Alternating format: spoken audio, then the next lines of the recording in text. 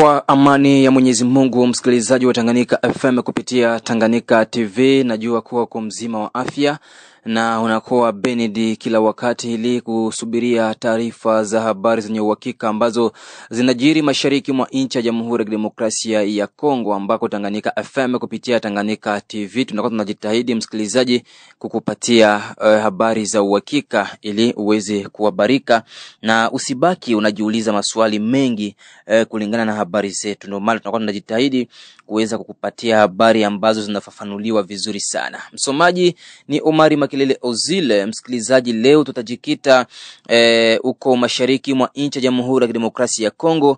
Tuanzie kule Walikale katika jimbo la Kivu ya Kaskazini. Ni kwamba mapambano makali yameripotiwa Ijumaa ya tariki 10 Oktoba 2025 kati ya jeshi la taifa FARDC kwa ushirikiano na wazalendo dhidi ya waasi wa M23 kwenye eneo la Kibati jimboni Kivu ya Kaskazini. Kwa jambo hilo, mratibu wa shirika la raia MSCO Walikale amepongeza ushupavu ulioonyeshwa na jeshi la taifa FARDC pamoja na wazalendo. Katika mahojiano na Tanganyika FM kupitia Tanganyika TV kutoka Walikale, Bwana Ombeni Sura Faustin, mratibu wa MSCO ambalo ni shirika la raia pa Walikale, ameanza kuanza kutoa picha halisi ya hali ilivyokuwa. Siku ya 5 tariki 10 mwezi wa Oktoba mwaka 2025 imeripotiwa vita ndani ya sekta ya Wanyanga, grupema Luberiki, muji ambao naitwa Kibati. Hapo waasi wa M23 walikuwa wakifanya njia ya mikato ili kwamba wapate kuteremuka ngambo za Walikale Centre, huku wakakutanika na jeshi la taifa. Na hapo mapambano yalianza ni tangu saa 10 za usiku hadi saa 9 za jioni. Kwa upande moja ama nyingine, bado sehemu ya watu ambao waliofariki hayajulikane kamwe. Lakini kulingana na duru zetu ambazo zimepatikana huko kunako uwanja la mapambano, wametuarifu ya kwamba mji umegaulika sehemu mawili. Waasi wako upande moja na maskari wa taifa la Kongo wako upande mwingine. Hapo raia wote wa eneo wamoja walikimbia kwenye pori na wengine katika miji ambapo wamepokelewa. Raia maisha yao sio nzuri sababu kazi za mikono hawayatumiki kamwe, biashara vilibaki na wamekosa dawa, wamekuwa na ukosefu wa maji na vile vile chakula kwa ajili ya maisha yao. Ila tunashukuru waskari wa taifa ambao walioshikwa mateka, wale ambao walijisalimisha siku ya 3 ambayo imepita, kiasi ya watu 29 ambao walijisalimisha kwenye kigundi cha General Mwisa Shimirai Gido ambaye amekuwa kiongozi wa VDP NDC Renove. Na tunaalika wengine wa Kongomani ambao wameendelea kubaki katika chama ya waasi wajitahidi nao vile vile kutoka kama vile hao ndugu waliotoka, sababu inajulikana kwamba walishikwa mateka sio kwa utashi yao, lakini walishikwa kwa nguvu, na wakati wote wanapopata gisi wanaweza wakatoke, ni lazima wafanye nguvu mbinu zao zote wapate kutoka.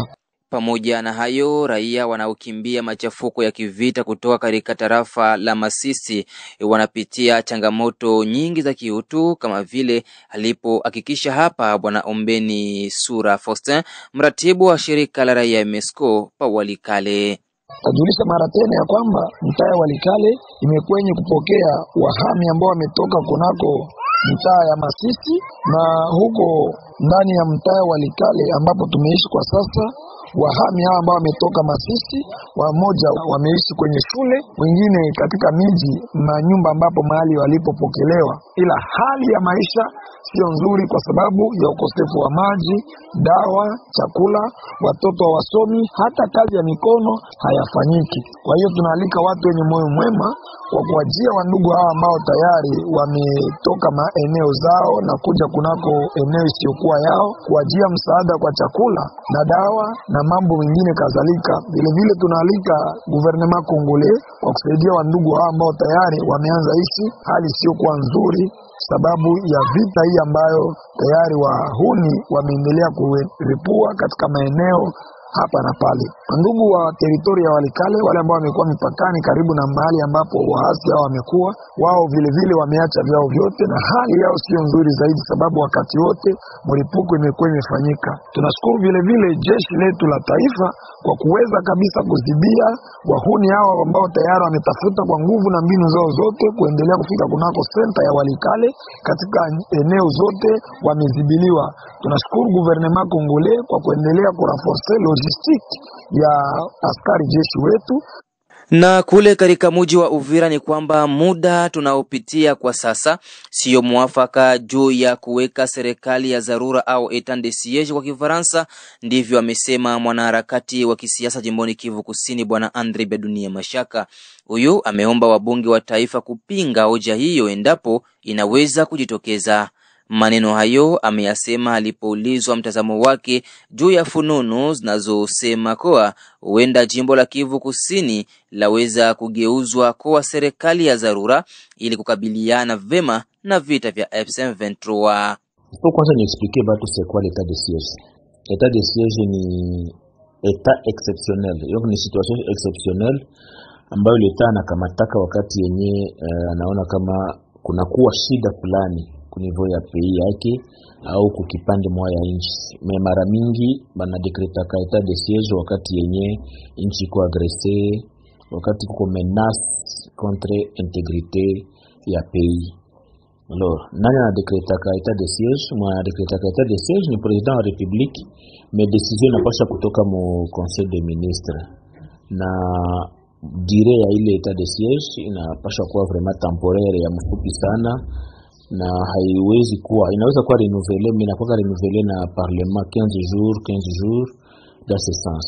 Mais hii état de siège iko na ma condition, ma complication ya mingi, ma conséquences, parce que inakuwaga na permettre l'État kufanya macouvre-feu de manière inattendue. Donc bata zunguruka kisi wanataka, inaweza kukataza marenyo fulani, inaweza kupermettre l'État kuwa nafanya ma perquisition bila kulomba ruhusa, inaweza kupermettre l'État kuarrêter certaines personnes banaona kwamba aba banaweza kunikataza kufanya mimi l'État. Donc ina restreindre ma liberté publique ya watu ile kufanya maandamano, ma ville morte, vyote deja vinakuwa kama etat de siège alikuwa vinakubaliwa. Alors, est-ce que kuko possibilité ya kuifanya kwa hii moment? Oui, kuko possibilité parce que tuko mu sous menace ya agression yenye iko extérieur ou étrangère. L'État anaweza kukamata ile decision. Hata hivyo, upande mwingine, Andre Bedunia Mashaka, mwanaharakati wa kisiasa jimboni Kivu Kusini, ameomba serikali kulinganisha na etat de siege za sehemu zingine. Mimi nilikuwa nawaza kwamba mbele leta ifanye ile apige kwanza licho upande wa Nord Kivu na upande wa Ituri. Akikuta kwamba etat de siege ileta matunda, itakuwa le bienvenu. Mais akikuta kwamba hakuna matunda ambayo etat de siege ilileta, mimi nawaza que c'est pas opportun na inakuwa haitakuwa na wakati. Au contraire, si acteurs de la société civile, si défenseurs des droits de l'homme, tout à croire déjà comme autorité publique, anakuya kurestreindre le mouvement yetu par rapport à la liberté d'expression, par rapport à la manifestation publique. Parce que leo kiangalia, este yote ya pays kuna réclamer pour que l'État y libere maeneo zeziko sous l'emprise ya ennemi. Mais kama l'État nasema déjà en temps décrété etat de siège huku kwetu, maana yake anatafuta kia kutuambia tunyamaze tusisemake tena, alors que c'est pas vraiment ile ndio tulikuwa tunawazia. Parce que si leo tuko tunawaza kwamba l'État congolais faut tumutie pression pour que libere maeneo, na bwana benye bako chini ya wanatumika na M23 tubatie pression ke barudie kwenye walitokaka. Alors l'État kileta ile etat de siège kwa leo mwa situation, maana yake objectif yake ni kukuja kutufunga kinywa tusisemake tena. Et donc mimi nawaza kwamba haiko opportun. Ile etat de siège sai haiko opportun. Aviache kwanza balibere inchi, tukiona kama kuna wakiwa mamenase kidogo maintenant on peut passer cette étape là. Mais moi hii moment c'est pas vraiment le temps ya kusema tupite ma étape ya kuambia watu tuingie mu etat de siège. Parce que tukiingia mu etat de siège, sisi ndio tutakuwa perdant par le fait que uko ngambo ya Nord Kivu, ngambo ya Ituri kwenye ba décréta ka etat de siège fait 2 ans maintenant, hatia onaka matokeo yote. Adui alikamata maeneo na wako banaona na tuko mu etat de siège. Parce que ba autorité civile bote watatumikaka tena. batabatia ba gouverneur militaire, ba administrateur, ba maire de la ville wote batageuka ba soda, ba colonel, ba major. Tutafanyaka tena maandamano siku gani? Donc si ba civile tutakuwa tumekuwa ma liberté yetu itakuwa imekuwa front na hatuwezi kukubali. Donc kama kuko ile procedure batusaidie, ba député ba bloquer isipite parce que moment haiko porte kwa kusema tufikie kwa ile vitu ya ma état de siège. Na kule katika mji wa Baraka ni kwamba kutatua swala la uongozi kwenye meya ya mji wa Baraka. Hiyo ndio lengo kuu la kuwasili kwa gavana makamu wa jimbo la Kivu Kusini Jean-Jacques Elakano Jogo katika mji wa Baraka mchana wa siku ya Jumamosi ya tariki 11 Oktoba 2025. Katika mazungumzo na Tanganyika FM kupitia Tanganyika TV, Mheshimiwa Jean-Jacques Elakano Jogo ameanza kutoa ujumbe kwa vitengo tofauti vya mji wa Baraka kufanya kazi inayowastahili, huku mwishowe ameomba kwa raia wa mji wa Baraka kuwa na subira, kwani hivi karibuni suluhisho itapatikana kuhusu uongozi wa mji wa Baraka. Tumsikilize Jean-Jacques Elakano Jogo, makamu gavana wa jimbo la Kivu ya Kusini, aeleza yafuatayo. Nimekuja hapa kuwa na liwali ambaye alinidepeshe baada ya kikao ya Comité Provincial ya Sécurité. Tumekuja msafara wa wanamemba wa Conseil Provincial ukiwemo pia wabunge.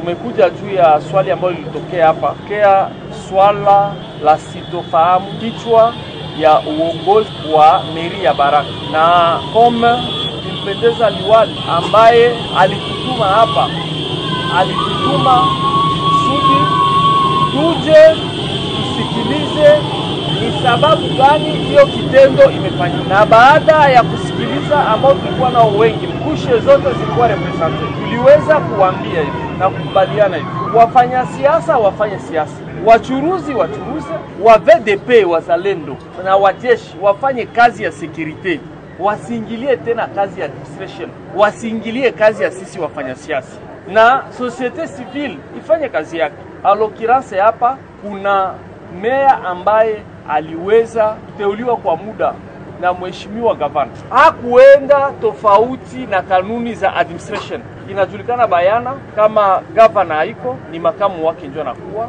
aidha kama makamu haiko inakuwa waziri wa mambo ya ndani, na hapa inajulikana kama meya titulaire haiko, wa kumfuata ni vice mayor, na kama vice mayor haiko ni CDI. Kwa nini tulete fujo ama tuanze kuoneshana vidole sisi kwa sisi, eti ni kabila ndio imefanya hivi, eti ni hawa ndio walifanya hivi? Na waza kwa wakati huyu ile kitu hakitatusaidia. Wengi ambao tulikuwa nao tumekubaliana ya kwamba tupreserve unité, preserve sécurité. Ndio maana tumesema ya kwamba tunakuja kesho, tutakuwa na mkutano ambao wa hadhara ambao tutakutanana na watu mule musale ya Meladen, na tutaendelea na vikao mbalimbali. Nia yetu ni moja, kuheshimisha kibarua cha mheshimiwa liwali, na hatutaheshimisha sisi wenyewe pamoja na nyinyi, ili ambaye ameteuliwa akikuya kusikue fujo. Me anatanda kwa sababu hatuwezi kuacha fasi bure. Ambaye alikuwa hapa ni mama Mari kama meya kwa muda, atasubiria wafanye remise et reprise. Kabla wajafanya remise et reprise, letaki ule mwingine akuya, yeye atabaki akiendelesha kazi. Lakini ile barua ya mheshimiwa liwali ni ya kweli na hakuitoa mbinguni, ni vile ndio inafanyika. Na mengine niliambia raia yetu hapa tia nyi vyombo vya habari ya kwamba swala la meri ya Baraka litatatuliwa hapa karibuni Kinshasa kwa vice premier ministre et ministre de l'intérieur, kwa sababu yeye ndio aliita vice maire Kinshasa pour consultation, na kama alimuita pour consultation ametuambia kwamba ataongea naye mwaiwi yenye tutaanza na atachukua uamuzi. Ule uamuzi sinyulize ni gani juu sijajua, lakini anasema ya kwamba atajipashe kwa hii kesho kuke aimalize. Ni Kinshasa ndio itaamua. Hapa watu wasibakilie malumbano, tuingize chachu ya ukabila juu ya umea kwa muda wenyewe. Utafanya wiki, utafanya siku 5, utafanya siku 12. Ndio maana nilimwambia mama, anza kutayarisha uambie wa kutengenezea ile kiti yako kule kulikuwa unatumika mbele. Nilimwambia CDI naye ambaye atakuya, unapokuwa huko kwa muda kama unakuya, isahau ile kiti yako kule kulikuwa naikala. Juu Kinshasa itaamua na Kinshasa itatudepartager. Na kama itatudepartager tukue kimya. Na hiyo swali Mtuachie sisi wakina Jean-Jacques, wakina Maison Escale, kina Labani ambao tunafanya siasa. Sisi tulichagula kufanya nini? Siasa. Mtuachie siasa. Ndio maana tumeomba wazalendo wachukue nizamu na wafanye kazi yao, wasije wakajaribishia. Walikamata volontairement bunduki juu ya kutetea udongo na kuzuia adui, na kazi ambao wanaifanya iko nafua dafu depuis mwezi wa pili. Vira iko nasemeo itakamatiwa na Fizi. Hapa tunakuwa mwezi wa 10 na kesho kutwa hapa tutaingia kubonane. Hiyo ni kwa sababu wazalendo vijana walishimama kidete wakatumika na FARDC kwa kuzuia. Tunawapongeza kwa ile, lakini musiende kinyume na kanuni yenu. Msianze kuingilia kazi ya sema politicien. Mtuambie kama mnakosa bunga tuwatafutie bunga. Mtuambie kama mnakosa maharagi tuwatafutie maharagi. Mtuambie kama kunakosa madawa tuwatafutie madawa. Na kama unaona unachoka na VDP kuwa mzalendo, acha kuya uingie msiasa, utakutana na sisi kina Jean-Jacques. Tutapimana misuli. Kama ukikuwa nguvu unachukua na wewe uskani. Lakini kama tutakuwa tungali nguvu, tutaendelea mpaka gisi Yesu atakavyo. Na kule katika jimbo la Kivu ya Kaskazini pa Beni ni kwamba mifupa ya watu takriban 6 imegundulika katika kijiji cha Kaliusuki, groupement ya Isale Kasongwere, pembeni ya mto Semliki, tarafani Beni, jimboni Kivu Kaskazini, ambako watu hao waliuliwa na wahasi wa ADF NALU miaka 2 iliyopita. Mashirika kutetea haki za binadamu imetaja kulahani vikali kitendo hicho dhidi ya raia wasio na hatia. Hawa wameomba serikali kuu ya Kinshasa kuangalia namna gani ya kufanya ili kutokomeza mauaji hayo ambayo yanaendeshwa bila huruma kwa raia wasio na hatia. Tusikilize Bwana Sami Mubaraka ambaye ni moja kati ya viongozi wanaotetea haki za binadamu katika jimbo la Kivu ya Kaskazini. Makao yao nakuwa mshifiria ya Bashu na zaidi sana katika grupema ya Isale Blambo. Ni jambo ambalo limeonekana hapo Kalianzuchi, na Kalianzuchi inakuwa huko Graben. Ndio kwenyewe kumeonekana mifupa ya watu ambao waliweza kuuliwa na ADF karibu miaka 2-3 hivi ambao tumehesabu, na ndio sasa mifupa ya kwao imeweza kuonekana, na iliweza kuonekana na walimaji ambao walikuwa wanafanya kazi za shamba. Serikali ingeweza kujikaza kwa kuweza kukinga raia, sababu hiyo mambo ambayo iko napitika mahali pote kwenye teritwari yetu ya Beni, hata kwenye teritwari ya Lubero, ni mambo ambayo sisi kama watetezi wa haki za binadamu tunaomba gouvernement ama government ingeweza kutusaidia kwa kuweza kutukinga na kukinga raia na mali yake. Msikilizaji wa Tanganyika FM kupitia Tanganyika TV, ni hapo ndipo na tamatisha taarifa zetu za habari za siku ya leo, lakini kila siku taarifa zetu zinakujia. Uwe pamoja na sisi kila mara ili uwe na faidika na habari kemkem. Mimi ni Omar Makelele Ozil.